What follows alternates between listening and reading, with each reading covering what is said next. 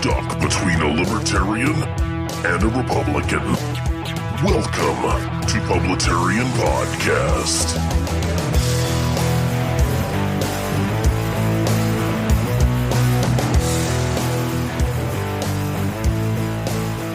Well, where do we begin on this episode of Publitarian Podcast? I'm up to episode 77. And I may just call this episode the Rant episode.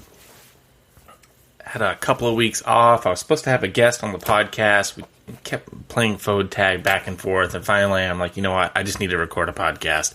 Because I'm not weighing in on anything that's going on in the United States of America and the world. So I have all of the pent-up rantings getting ready to go. So your Tier 1 podcaster is ready to roll. And I will probably be in a ranty mood. So let's get started. The Publitarian much-needed drink of the day is a High West Prairie Bourbon with a giant ice cube in there.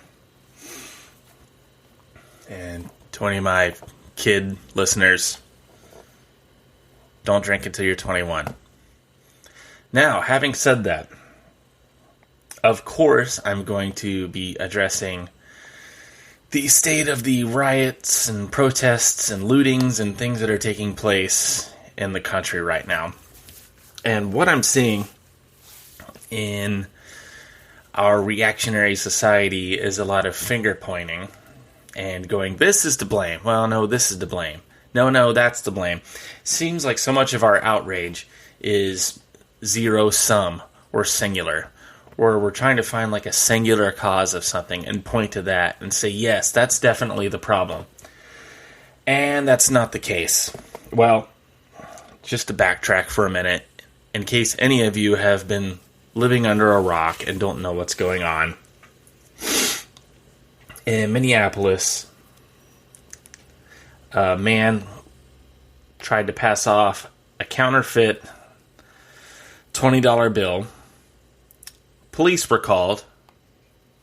He hung around. Police show up.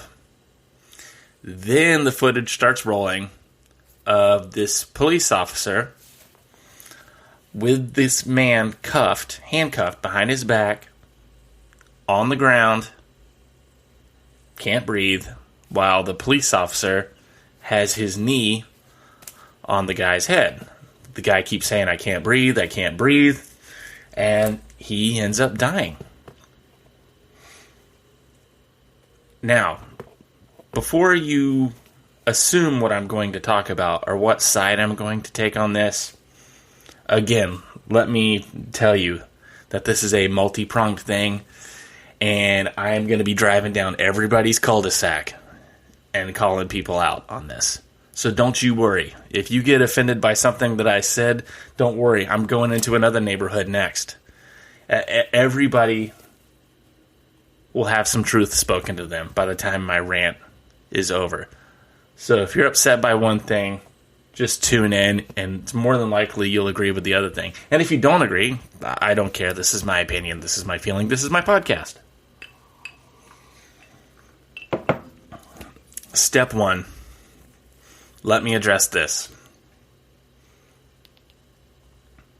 If you are not doing unlawful things, the probability of law enforcement getting called on you is very, very low. Stop right there. Full stop. Do not start coming after me saying, well, he was... No. Listen. I said, listen to the whole thing I'm going to say. Listen to the whole thing. All right, that's point 1. Point 2. The cops should not be murdering people. Cops do take shots at black people. Cops take shots at white people. Cops are a lot of the times assholes. Think of a situation where you were involved in, let's say it's something simple like a speeding ticket, and you had to deal with a police officer. What are the percentages of that being a negative versus a positive outcome? Now, a lot of those emotions are on us already because we're angry that we got caught. We're angry that we got pulled over. We're busy. We have stuff to do. Our budgets are thin, and now we know we're going to be getting a ticket, and we're just giving revenue to the state. It pisses us off, and sometimes that becomes outwardly shown. Now, I'm going off on a dovetail about the police, but there's a reason for that, so hang with me. I have friends who are police officers. One in particular is everything that you would expect a police officer would be, like stereotypical, what you would think a police officer would be. And I've asked him point blank before, why are police officers such dicks? And he would tell me, this is how he would justify it. I'm not justifying it for him. I'm telling you his justification. This is somebody that spent years on the force. He was like, imagine you're having to deal with just the scum of the earth, day in, day out, and you're expected to be professional, have a smile on your face, you're making shitty pay, everybody's breathing down your neck, everybody's judging you in one situation or other. It's going to harden you, it's going to callous you, and you're going to have a certain outlook and attitude on the world. That's what the officer told me. I can agree with that to some extent. And then on another point, you signed up for that. You accepted that job. That's your responsibility then. If you don't like that job, get another job. Police officers don't make that good of money. Problem 2 with all of this, going back now to Minneapolis and the situation that's happened there.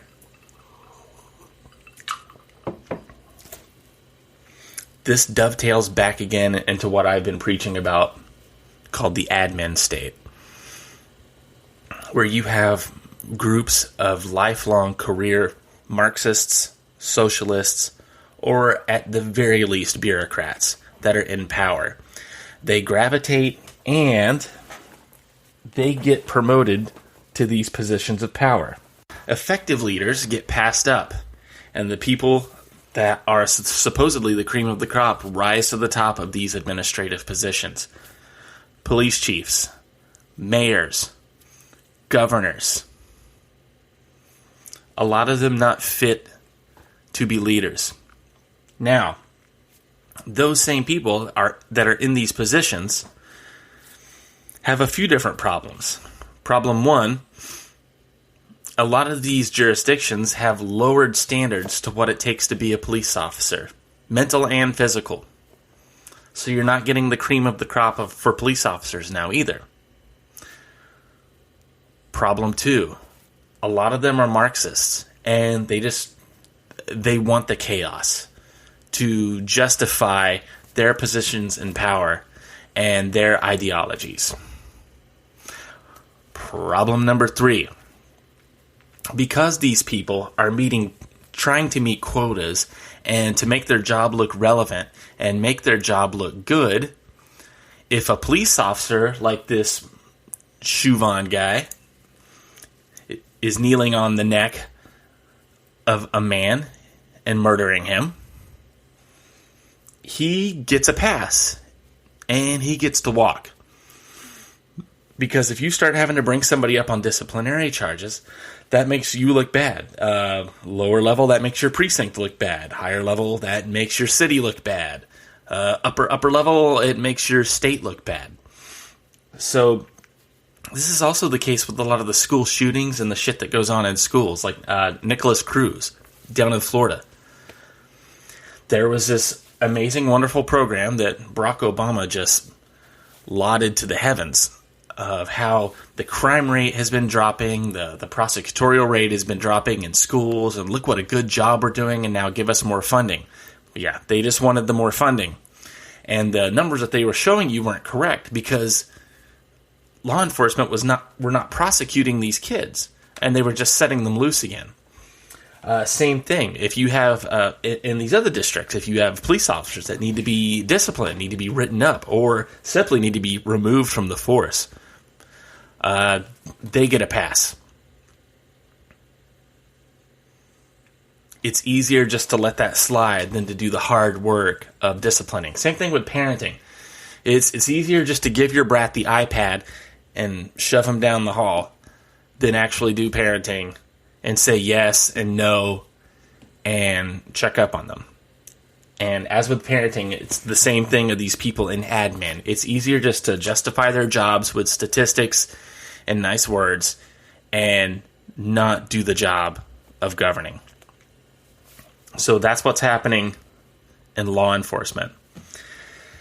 Now, for the other people in my audience that are like, well, not all cops are... Yeah, I know, not all cops. I'm not trying to make a justification here. But you can look up video after video after video, and I will say this to my black listeners, any minority listeners that I have. There are instances of black cops doing this to Hispanics. There's white cops doing this to white people. Actually, very recently, a dude down in Texas got his ass beat by a group of cops. That didn't make the news. He was the wrong color. So I understand when black people will say, well, you don't understand this. This is our issue. This is something we have to deal with. I get that. 100% I get that. That's an issue that's happening in your communities. And you can't speak on that. I've heard that too. Okay, fine. If you don't think I should be qualified to speak on that, that's fine. If that's the case, I would want reciprocation, though, and I don't want assumptions made about me. Because actually, at the end of the day, not one person can speak for an entire group of people. White, black, Hispanic, Asian, it doesn't matter. You are responsible for what has happened in your life. You can tell your story, but you can't tell the story of a group of people. We are all individuals. We have all had different experiences. So I would ask that you extend that same courtesy to me as well and not make assumptions about me based on my race or what I look like. Now, next rant. As we all know, 100% of people that I've come in contact with, right side or left side of the political aisle, immediately when this happened with George Floyd, the man that was killed by the cop in Minneapolis, 100% of the people that I've come across, no matter what their political persuasion, made zero justifications for what this cop did, and went the extra step and said, yeah, this is murder. This guy needs to get arrested. And if you want to protest that, black people, white people, I don't care what your color. If you want to protest that, what happened? This is America. That's your God-given right. Yes, go out there and protest. Peacefully protest. Now, here's where I diverge with a lot of my brothers and sisters. Now, a lot of people want to take that extra step and start rioting because, quote-unquote, we're not being heard. Okay. The police officer got charged. Third-degree murder. He's in jail. Got the attention of the President of the United States. The President of the United States even called George Floyd's family. Offered his condolences, and if there was anything he could do, yada, yada, yada. And fast-tracked all of this through the FBI in a matter of, 2 days? So there we go. Things are being done. And then I still hear on the other side of the aisle, things aren't being done. So I don't know what that is at this point. I think that was just a cover that Antifa used to rile people up and get them going and start the anarchy in all of these neighborhoods. So that's prong number 3 or prong number 4. I don't even know what prong I'm up to now. Then Antifa hijacks this whole thing, ironically called Antifa. They're anti-fascists when they themselves are the fascists. So then they come in and start stirring up the peaceful protesters. And then it starts turning into riots. Now, I'm not saying all of these black people that are protesting are angels. At the same time, I would have to judge them like I said, how I want to be judged individually on a case by case. But some of my podcast listeners and people on my social media have shared videos with me of black people calling out white liberal Antifas in their neighborhood, saying, no, don't you come in here and start anything here. This is our problem. This is our protest. You don't need to be injecting yourself into this. Yes, I 100% agree with that. You do not need to be injecting yourself into this, because you're turning a peaceful protest into something that you selfishly want, which is a revolution. And the revolution that you want has cost millions of lives in the 20th century and never works and never will work. But because you're not taught that in history, and our education system is overrun with Marxists and our media is overrun with Marxists, you'll never know that. You keep thinking if you just spill enough blood, you'll finally get this utopian communist society that you want. And the fatal flaw that you always make is that the human heart in itself is wicked, and in it dwells no good thing. That's from the Bible.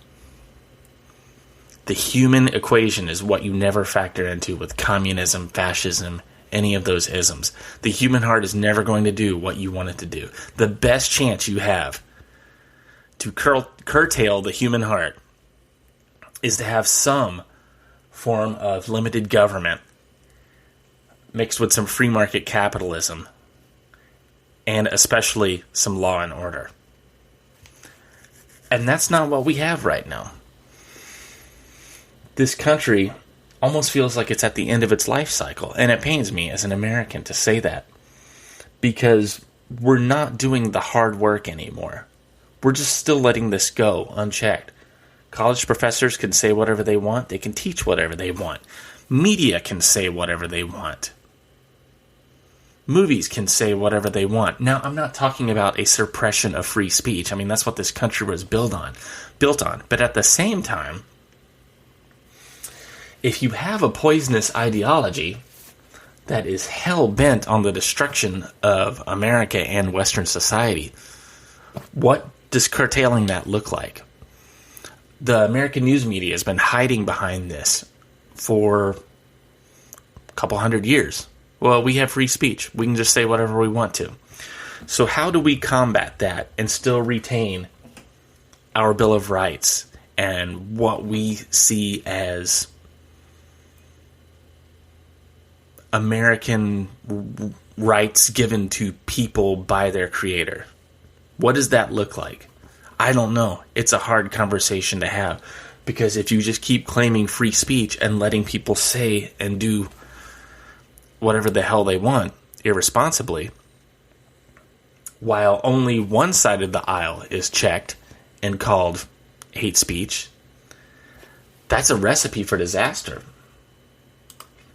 Again, I'm not calling for media to be rounded up or anything like that, or any kind of suppression of speech. I am saying something needs to be done, and I'm not seeing any good solutions. Because the fifth prong on this, and I lost count of my prongs, is the complicit American news media. Maj Toure said it best. Media stands for most effective devil in America. These people and these outlets go to journalism school, quote unquote, learn how to be Marxists. And what's funny is they think they're fighting the system by doing this. And what they don't realize is that they are the system. What's that line in Batman? If the hero lives long enough, he becomes the villain. And that's what's happened. Labor unions started off as good things. You had these company stores in the turn of the 20th century that was just running roughshod over people, exploding their profits, and people weren't getting paid what they should. Unions were a good thing then. That equalized the power. And then the power kept becoming more and more about workers' rights, workers' rights, workers' rights. It's kind of communist dogma, actually. And same thing with media. Media is supposed to be there. Journalism is supposed to be there as a power check to what's happening. But instead, they're feeding the beast. The beast is leftism, globalism, Marxism, all the famous isms. And I don't know what's going to happen with that. Like I said, I wish I had a good answer.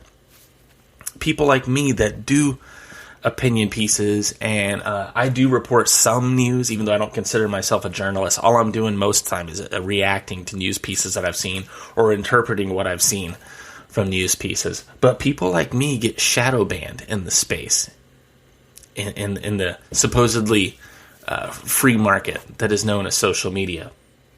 And to my brothers and sisters on the right, I hear this a lot. Well, if you don't like those platforms, just don't go on them. Okay, and go where? Gab? Right. Parler? Right. Minds? Right. Where all the people are? You see what I'm saying there? You have to be where the people are, where the people converse. Me leaving Instagram and Twitter to go talk on Gab and Parler is like me leaving the public square, telling people what I think, and going into a tavern somewhere and talking to all my buddies who all agree with me. Yeah, you'll have a nice conversation with all of your buddies that agree with you, but that tavern clientele isn't going to get any bigger. And in the meantime, the public square outside is going to fall apart. I do think we need to be on these platforms. Yes, Parler, Minds, Gab are good spots for us to go so that we can get our stuff out there and we know that we're not going to be censored. I hate to use the word safe spaces, but almost like that. It is the tavern that we can retreat back to and have beer with our buddies or whatever. But we still need to be out there in the public square, whatever that looks like, getting our thoughts and ideas out there. Now, the president has signed an executive order that is going to be looking at the 230 section that gives these open platforms like Twitter and Facebook and Instagram immunity from lawsuits and libel, which is great. That's a good first step. They just need to start getting hit with lawsuits. That is a really good first step for that. We'll see what happens with that. I don't know. If I know the left like I think they do, they're not gonna learn their lesson. They will double down and triple down, because what you have to understand, leftism is a religion. This is their religion. This is their calling. This is their life's work to remake Western society how they see fit. They have zero historical perspective of anything that's happened other than what they know from their professors and seedy underbellies of the internet. And what they think they know, they don't really know. That's all they have. So this is their life's calling. This is their religion, to take down the United States of America, to tear down Western society, to tear down systems that work. And what's funny about our system, if it really was just open, free market capitalism, and the system's working the way they were intended to, the way the founding fathers intended, we wouldn't be having any of these problems.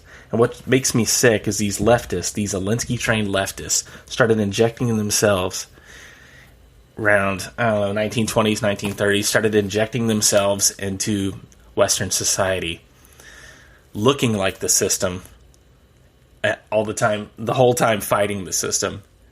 And now they are the system. I didn't mean to turn this into so much about leftism. I was really just wanting to address George Floyd, what happened with the police officer, and Antifa. This generation that is Antifa has never known an actual struggle. I'm not talking about depression or anxiety, personal struggles. Yes, everybody has those, everybody fights those. They don't know an actual fight. And what they think they want, they don't really want. Every generation has a fight that they need to have that defines their generation. For mine, it was just Kurt Cobain dying and 80s hair music turning into going from corporate hair music to grunge that was also corporate. But if I think people need some kind of conflict, some kind of struggle to grow. And if they don't have that conflict and struggle, they will make up a conflict and struggle. And media is good about feeding that narrative because they want the struggle, they want the chaos, because they want to sit there and film it. They want riots, they want buildings burning down, because they want people's eyes glued to whatever medium that is. A screen, TV, doesn't matter. Now, to address my friends on the right that have been saying, well, what's Trump been doing? Trump hasn't been doing enough. He's done about 7 things in 2 days. I don't know what else you're wanting this guy to do.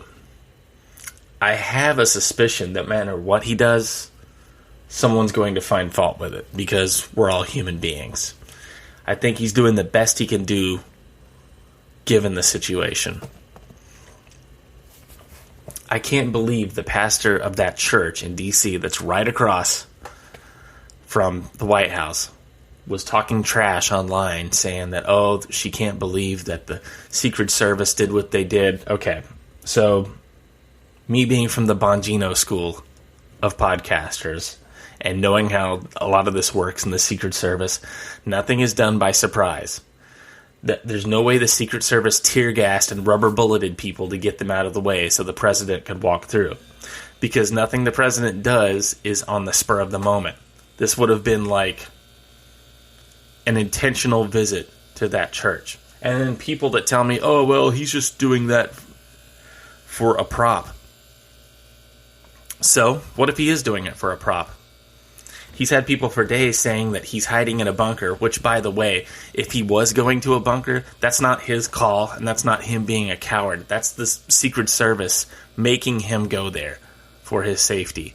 He doesn't have the call on that. The Secret Service does. And the Secret Service doesn't do anything by accident. They orchestrate everything that needs to be done where he wants to travel.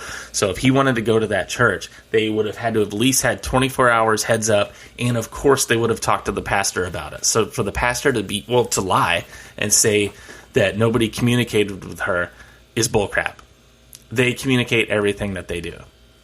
And if he did want to do it for a prop, I would say, so what? I think what's happening is he wanted to go to the church that those leftists destroyed. That church is destroyed now. And every president, except for Nixon, has had something to do with that church. Attended services there, attended funerals there, something. And so he wanted to go to that church and show a show of strength to the United States and the world, saying, hey, I'm still here. We still got this. I don't see a problem with that, even if it is staged. Presidents stage stuff all the time. Do you think Bill Clinton just happened to wander down a beach and find some shells that he could make into a cross for D-Day so he could get a photo op? Yeah, that was all set up.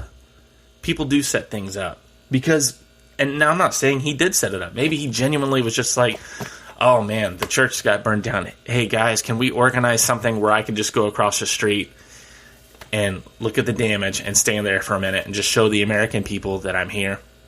Anyway, so for people who are like, oh, he's not doing enough, he gave a speech about this last night. He gave a speech a couple days before that. Again, like I said, called the family of the guy that died in Minneapolis, has condemned all of this on Twitter, has attempted to mobilize the National Guard in a bunch of areas. Remember, the local governments are responsible for that, not him. He's not the emperor. He just can't roll a tank. So, for all of you saying he's not doing enough, I just don't know where you're coming from at this point. What would you rather have, Joe Biden? Who's bailing out the rioters as we speak?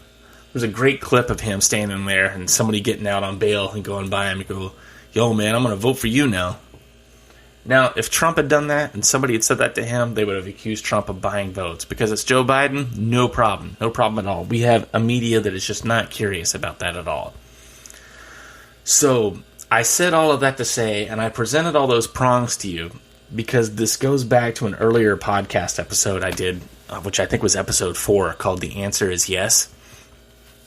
Sometimes the answer is yes to everything, when people try to assign blame to what's going on in society.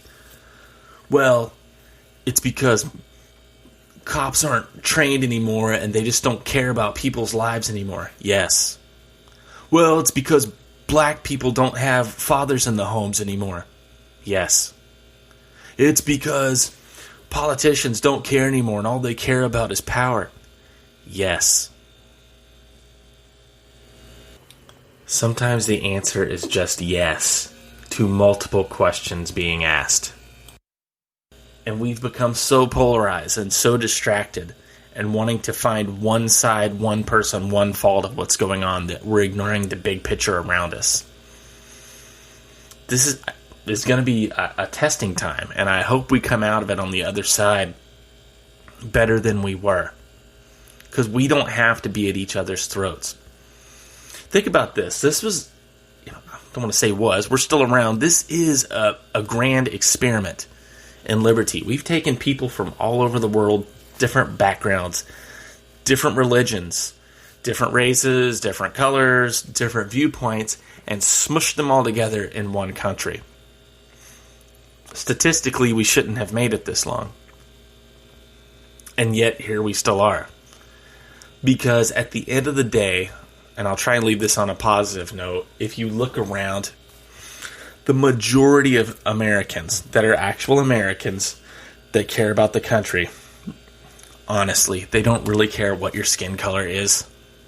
They don't care about your education. They just want you to be a good American and show them respect, and they will treat you the same way. Even if there's political differences, ideological differences, skin color differences, at the end of the day, if you're an American,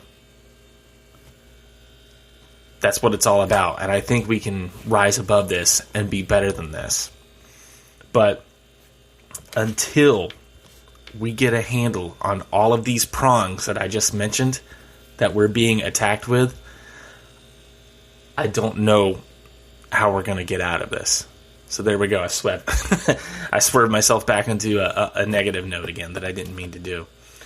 But anyway, that was my rant on all of that. Before I sign off, let me make sure I'm not forgetting anything.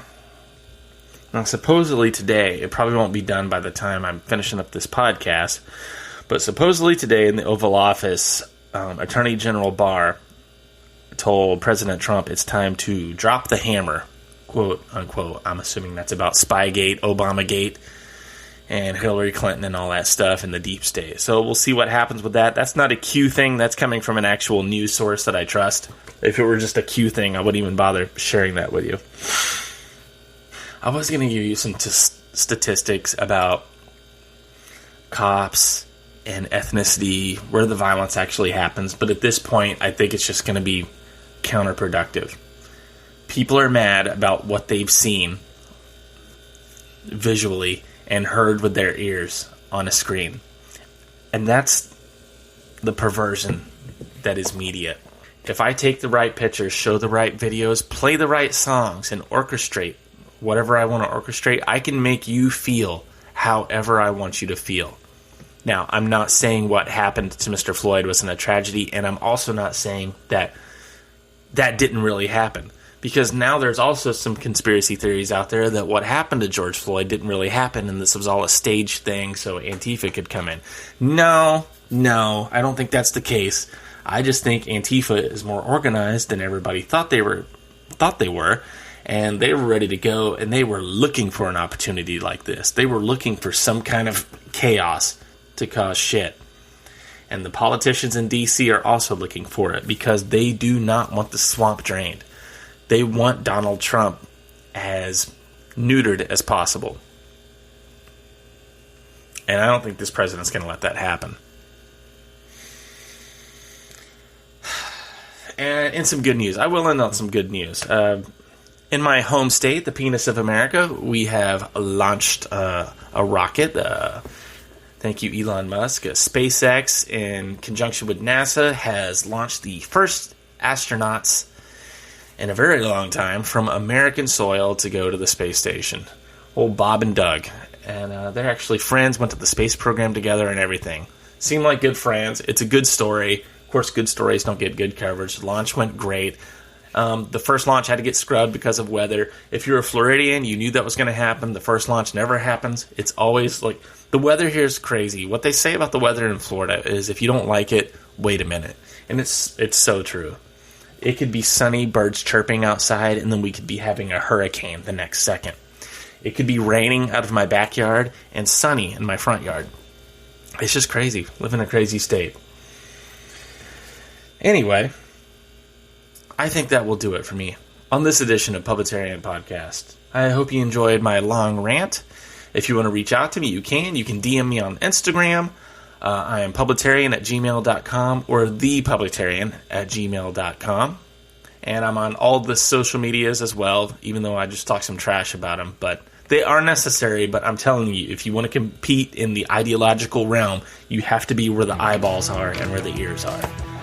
Anyway, that will do it for me on this edition of Publitarian Podcast. I'm Ronald Johnson, and I'll talk to you the next time.